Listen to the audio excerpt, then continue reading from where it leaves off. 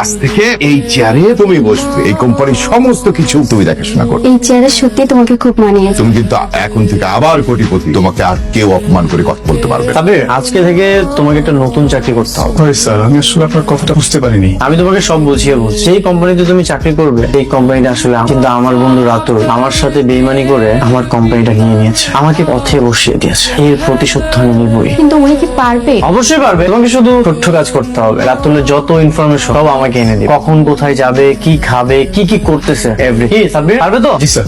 রাতুল, তুই আমাকে অনেক অপমান করেছিস। আজ থেকে তোর দিন গোনা শুরু করলাম। দেখা হবে খুব তাড়াতাড়ি। হ্যাঁ সাবির, বলো। স্যার, আমি আপনার বন্ধুর অফিসের চাকরি ইন্টারভিউ দিতে যাচ্ছি। Very good. বেতন যেটাই ধরো তুমি রাজি হয়ে যাও। Okay sir.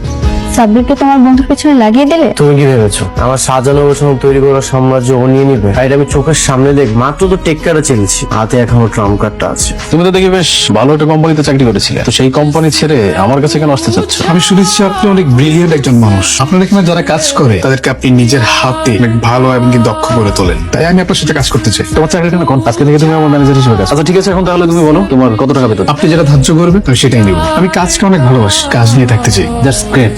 তোমার এই কথাটা না আমার অনেক বেশি ভালো। আজকে থেকে তোমার বেতন হচ্ছে 70,000। কি বলছো এসব? তুমি যখন অনেকে ম্যানেজার ছিল, অনেক তোমার কত টাকা বেতন দিত? 40,000 টাকা। কেন? তাহলে তুমি ওকে 70,000 কেন দিচ্ছ? বিকজ সে একজন ট্যালেন্ট পার্সন, একজন সিভিল ইঞ্জিনিয়ার। আর আমি তো সিভিল ইঞ্জিনিয়ার ছিলাম, আমি তার যোগ্যতা অনুযায়ী তাকে বেতনটা দিতে। অনেক কাজ হয়েছে, আজকে না আমাদের ঘুরতে যাওয়ার কথা। কোর্স দেব, আমরা যাবো। হ্যাঁ বৃষ্টি, বলো। কোথায় তুমি? আর তোমার চারপাশে এরকম টিনের বেড়া কেন? তুমি কি বাথরুমের সামনে? বৃষ্টি, আমি একটা প্রজেক্ট ভিজিট করতে এসেছি, নতুন কাজ চলছে তো এটা দেখতে এসেছি। তাই বলে তুমি আমাকে বাথরুমের সামনে থেকে কল দেবে? ছি ছি ছি ছি ছি। আচ্ছা আমার কি দোষ? তুমি তো আমাকে কল দিতে বললে। আর গ্রাম সাইডে প্রজেক্ট ভিজিট করতে এসেছি তো, এখানকার আশেপাশের পরিবেশটা একটু এরকম।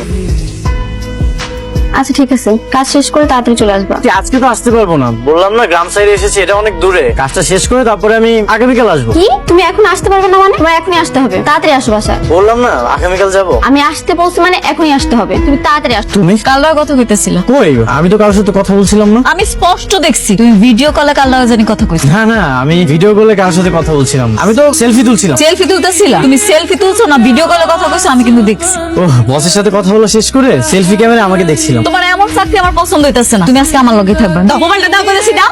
प्यास बनकर रह गए।